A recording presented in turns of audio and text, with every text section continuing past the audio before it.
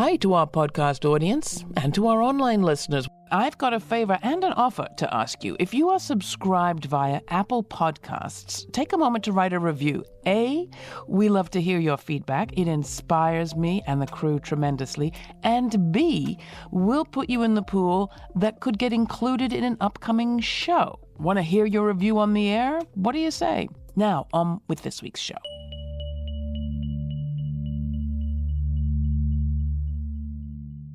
We cannot be both against occupation and for it. We cannot be both for freedom and against it. And we cannot be for a better world while contributing to one that is materially worse. So wrote today's guest in his letter of resignation from the U.S. State Department on October 18th. Josh Paul had served 11 years in the Bureau of Political Military Affairs, which is the U.S. government entity most responsible for the transfer and provision of arms to partners and allies. He always knew, he wrote, that his job would be morally complex. But he made himself a promise, he said, that he would only stay as long as he felt he could do more good than harm. And this month, he reached that point. Quote, I am leaving today because I believe that in our current course with regard to the continued, indeed expanded and expedited provision of lethal arms to Israel, I have reached the end of that bargain. Josh Paul joins me now as Palestinian deaths from the Israeli bombardment of Gaza top 5,000 and just a few of the roughly 200 or so Israelis taken hostage by Hamas October 7th have been released. The UN Secretary General Antonio Guterres is among many who are demanding immediate Gaza ceasefire. And protests continue around the world. Josh Paul previously worked on security sector reform in both Iraq and the West Bank, with additional roles in the Office of the Secretary of Defense, U.S. Army Staff, and as a congressional staffer. He grew up between London and New York and holds master's degrees from the universities of Georgetown and St. Andrews in Scotland. I'm very honored to have Josh Paul on the program. Thank you so much for joining me. No, thank you very much for having me. I really appreciate the opportunity to talk about this important issue. Talk for just 1 minute about why you decided to go into the field that you did. When you talk about that more good than harm, what did you set out? What have you all these years set out to do? So it has been a learning experience, I'll be very honest. I really entered the international security field in the wake of September 11th, as many Americans did, and particularly after the invasion of Iraq, where I was a young worker in DC, honestly, looking for something different and a bit of excitement, and managed to get a job with the Coalition Provisional Authority in Baghdad, and did not go into that as the ideologue I think that I am now. But it was a deep learning experience through my time working with the Iraqi security forces and seeing and understanding what American foreign policy can look like on the ground, both the good and the very ugly. And ever since that experience, I have been very focused on integrating human rights into my work, both within and outside of the US government. What was it about this point? We're looking at the last 11 years of, if we're just going to talk about Israel-Palestine, 2009, 2014, 2,200 Palestinians dead in 3 weeks. Was it something qualitatively different about this moment, or just quantitatively, or what? Both, actually. Quantitatively, yes. I think the outbreak of violence we are seeing in Gaza between Israel and Hamas is fundamentally different than that which we've seen. It is of a scale that we have not seen previously. And to be clear, that is down to Hamas in the first instance for its initial barbaric attack on Israeli civilians. But the scale of Israel's response as such as well has also been, to date, quantitatively different than we have seen. It is also qualitatively different. I have been involved in a large number of deeply challenging, morally complex policy-making decisions on arms transfers. The difference is that those have always had the chance to be debated, discussed, delayed, mitigated, and even when you knew that there wasn't necessarily an outcome that you supported, there was at least the confidence that you were handing over the case to Congress, because major arms sales require notification to Congress, where there could be further debate and discussion and efforts even to prevent such sales. In this instance, there is no such debate. There is simply an urgency to rush arms into a conflict where civilians are dying en masse. And that is what I don't understand. That is what I could not do anything to stop. And the lack of space in the administration and in Congress to have this discussion is why I thought that the only place to have it would be in the public eye. Can you talk about what rules and guidelines and regulations currently govern U.S. arms sales to Israel and other countries like it? Sure. So the fundamental laws are the Arms Export Control Act of 1976 and the Foreign Assistance Act of 1968. And those provide the fundamental basics on how and when arms should be transferred, including a legal caveat that arms may only be provided for certain purposes, such as defense and joint operations and legitimate defense, and that they should only be used for the purpose for which they were provided. And as an aside, I think we can all agree that human rights violations and massive civilian casualties are not a reason for which US arms are ever provided. On top of the law, every administration since the Reagan administration has issued a conventional arms transfer policy. This is the policy that shapes the thinking that is supposed to, and the analysis that is supposed to go into each of these decisions on a case-by-case basis about arms transfers as they move forward. The Biden administration's conventional arms transfer policy, to its credit, raised the bar to the highest level it has ever been for arms transfers with something called the more likely than not standard. It says that an arms transfer will not be authorized if it is more likely than not that the arms in question will be used to commit human rights violations of various types.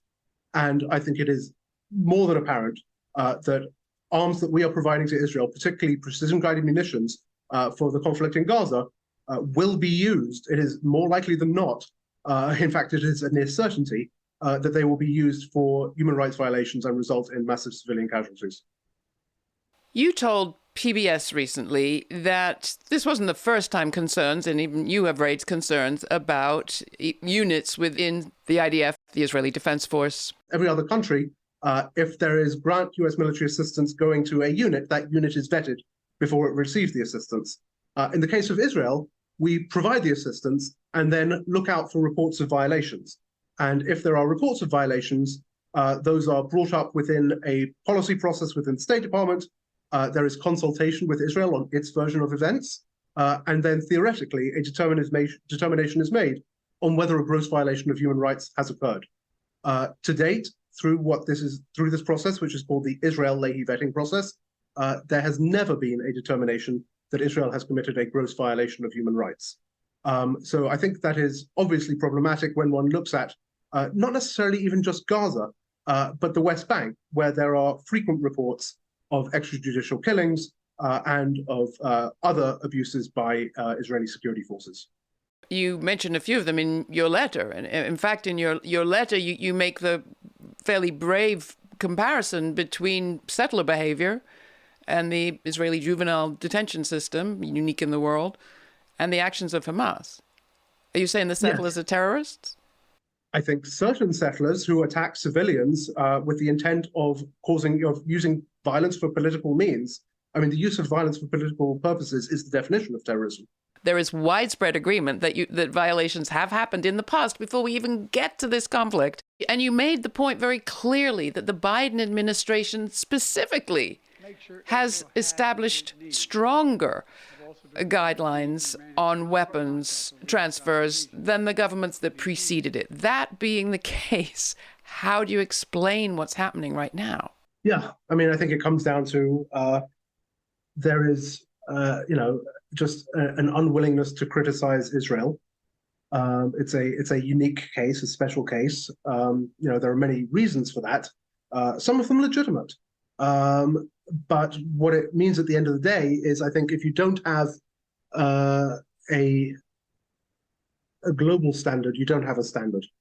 Well, you also have Matt Miller, State Department spokesperson, saying we never violate any laws. We comply with all applicable statutory requirements and regulatory requirements in our provision of military assistance to Israel, as we do to every other country in the world. So I think Matt Miller might actually be technically correct in some ways. Many of these laws require the department to come to some sort of a determination before any sanctions or withholding of assistance occurs. If you never come to the determination, you've never broken the law. That said, I believe that the legal standards are rather lax and lacking, and I believe that we should be holding ourselves to a stronger standard. Part of this also comes down to questions of interpretation of law. You also said that it is in the hands of higher-ups. The main policy decisions on Israel right now are being made from the top down, which again is atypical. For most arms sales, they sort of bubble their way up from the bottom. You get an application from a partner or from a US company seeking a certain military capability, and that's a debate that gradually bubbles up to the decision makers. In this instance, the decision was made, and therefore there was no space for that bubbling, for that debate. This is the Laura Flanders Show. Laura's guest is Josh Paul in one of the first full-length interviews since his October 18th resignation from the State Department. As director of the Bureau of Political Military Affairs, he was in charge of the U.S. government entity most responsible for the transfer and provision of arms to partners and allies. Next, they discuss what rules, guidelines, and regulations currently govern U.S. arms sales to Israel and to other countries like it. And later, what can civil society do? Plus Laura's closing commentary on the war economy. Please take a moment to subscribe to our newsletter at lauraflanders.org, where you'll receive information on all of our web exclusives, including the full Uncut Conversation from today's show with Josh Paul you won't want to miss. It will be available to our podcast subscribers. For all the details, go to lauraflanders.org. Their discussion continues, but first here's Fear of an Equal Planet by Warriors of the Daistoteke, courtesy of the artist. You should know, fear is profit is ravenous, a dark mirror held up to the hearts of all of us, tightrope walking round and around this world wide web. Weaving spiders can never be sated. May you grow to be an ever-loving bane of their existence.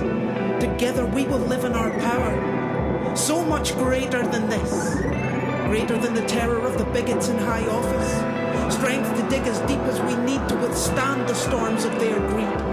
On this wild trip, may you go armed with love, true grit.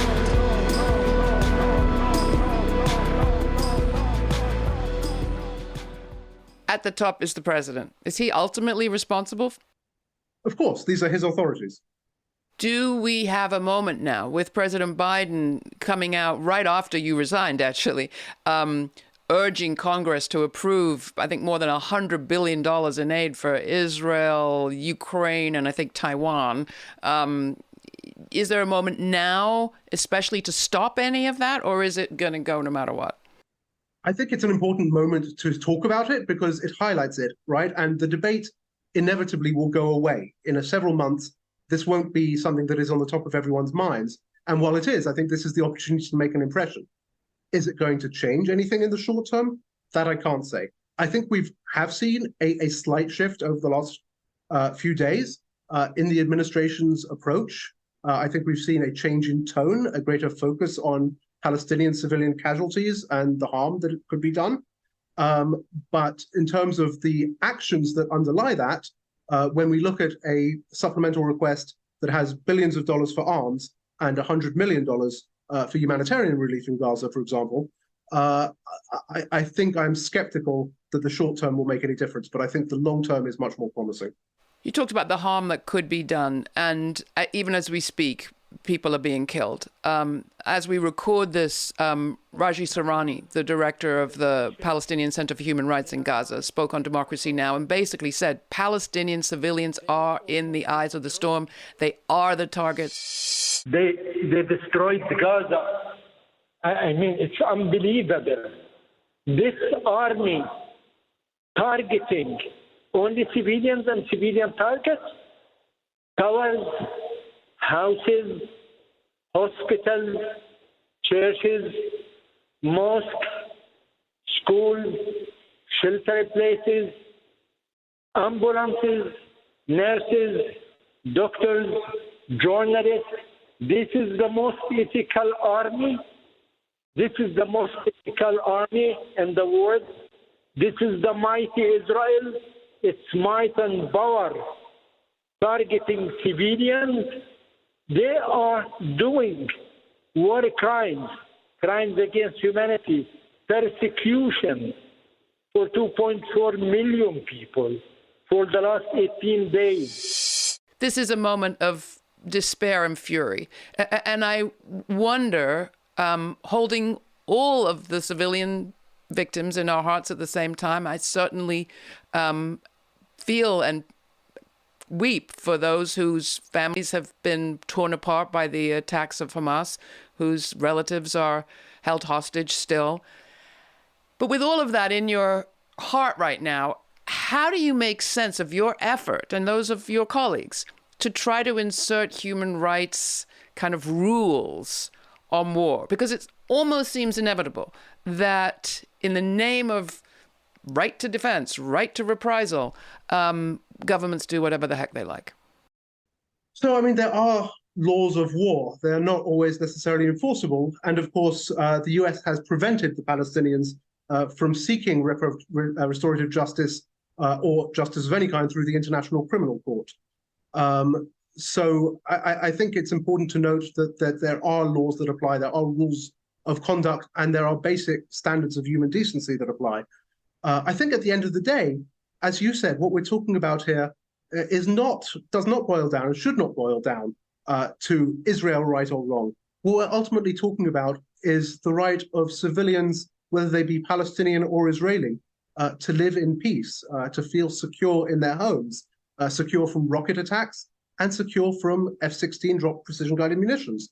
And I hope that this administration can take a look at our own historic policies, both in Israel and drawing from our experience in the region, not all of which is positive by any means, and push Israel and push all the parties towards a solution that is more just and that provides the peace that people who just want to live their everyday lives and raise their families deserve. Like what? What would that solution look like? What would you propose right now if you still had your job inside the State Department?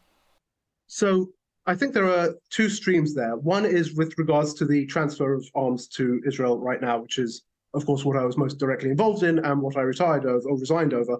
And with regards to that, again, I would ask the Biden administration to follow its own laws, its own policies that it has set, and just to simply apply the same standard and the same space for debate to Israel as it has permitted or encouraged for conflicts and for partners elsewhere in the world.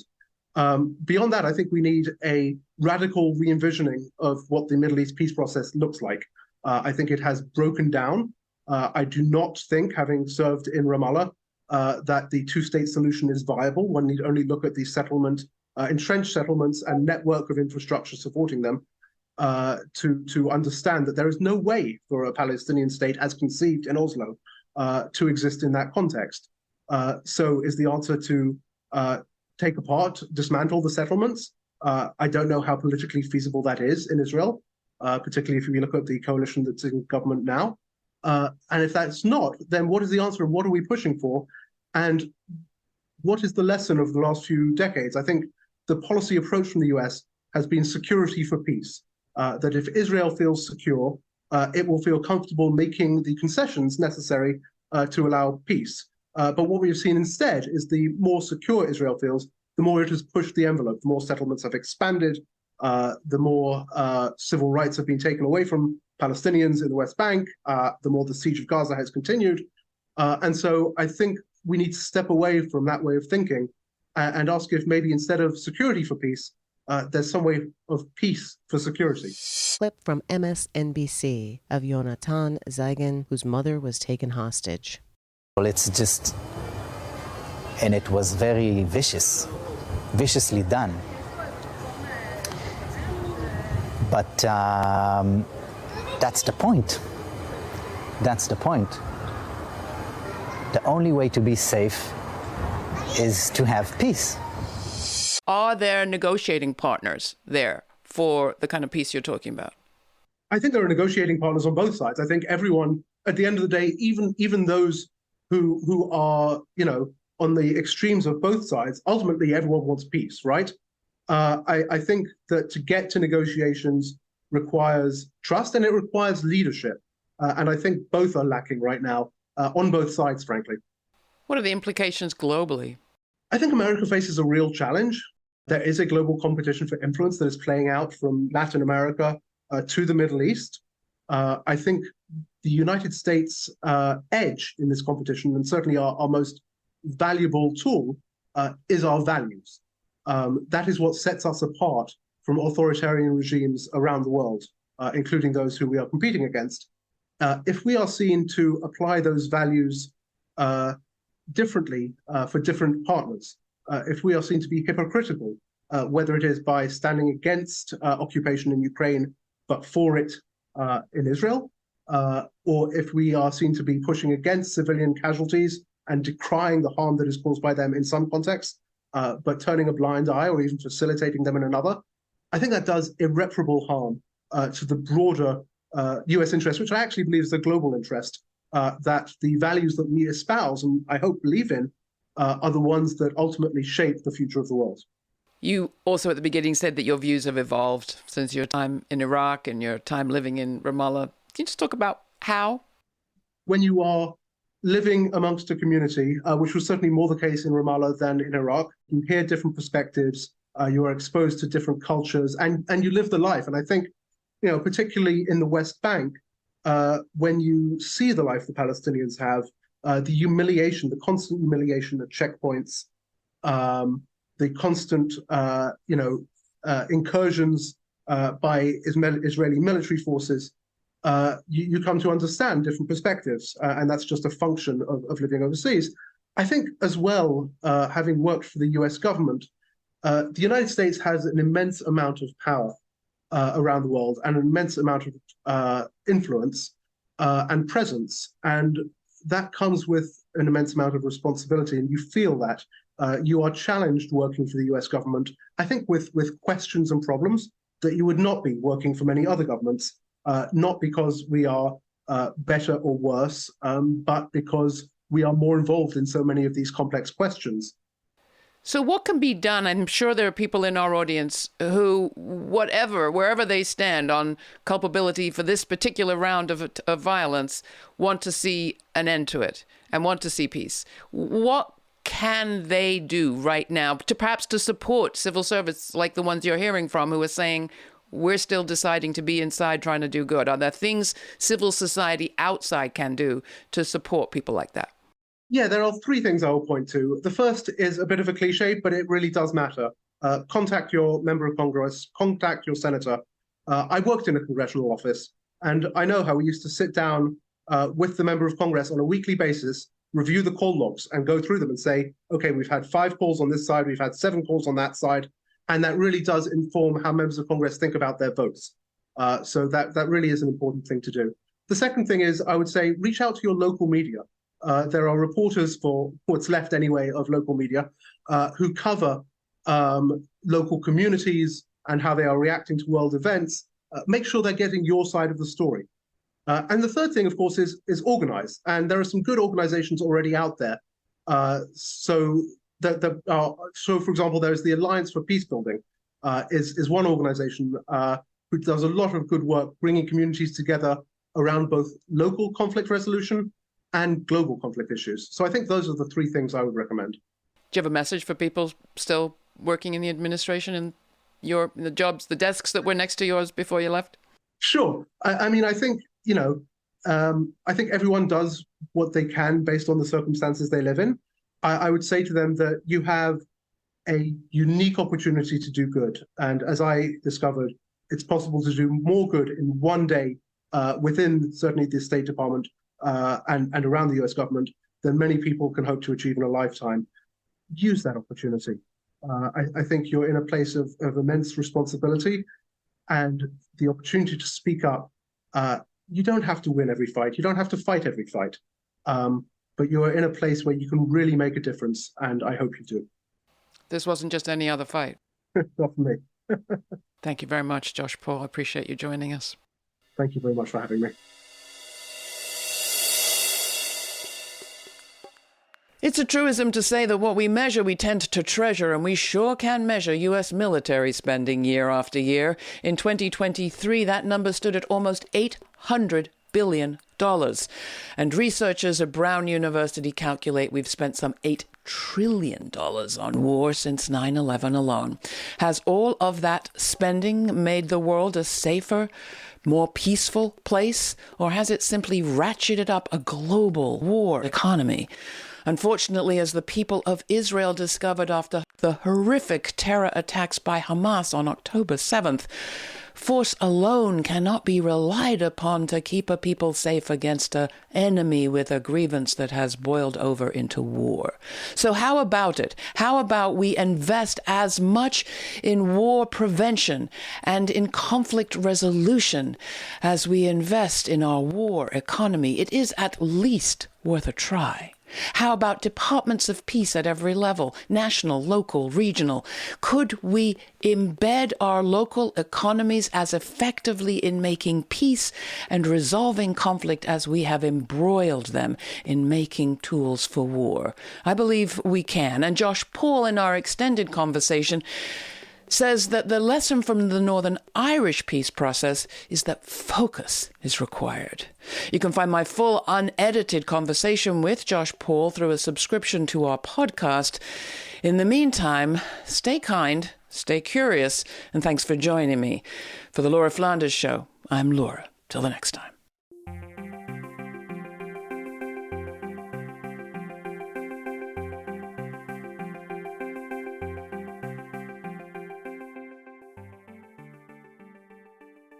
For more information on this week's show, check out our show notes posted at patreon.com/TheLF Show. That's also where you'll find an invite to watch the premiere on our YouTube channel and chat live in real time with Laura, Sundays at 11:30 a.m. Eastern Standard Time. Thanks to you, our member supporters, this show remains free to millions on public TV, community radio, and as a podcast.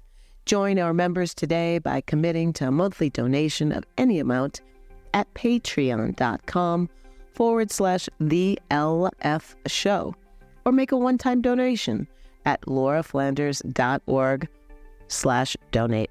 Thanks for listening. This show's produced by yours truly, Laura Flanders, with Sabrina Artel, Nat Needham, David Neumann, Jeanette Hernandez, Sarah Miller, Rory O'Connor, and Jeannie Hopper.